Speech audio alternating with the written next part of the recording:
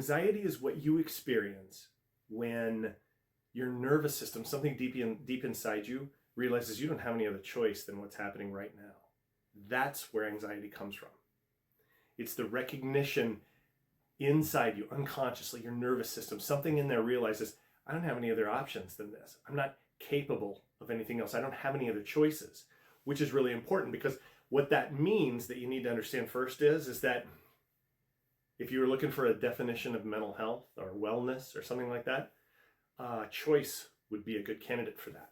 The more choices you have in any given moment, in other words, I could do this or I could do that, I have multiple options as to how I respond or how I cope with this particular situation or experience. That's going to indicate really how kind of healthy and okay you are. Because the moment you don't have any choices, the moment you recognize inside yourself that I don't have any other way to deal with this, I don't have any other way to respond to this, I don't have any other way to cope with what's happening, the resulting experience that you will have is what we call anxiety. It is the recognition that, oh my God, there's no other way I have in this moment to respond to what is happening, and what's happening right now is just not great.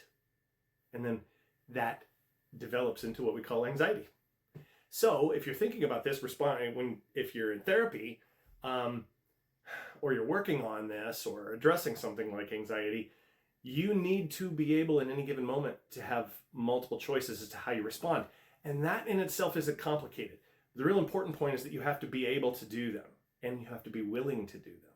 Because a lot of people realize that they have other choices, but they're too frightened or concerned or scared or worried about how it's going to turn out, so they really don't have a choice at all. You need other choices, and then you need to be okay with the fact that some of them will work and some of them won't.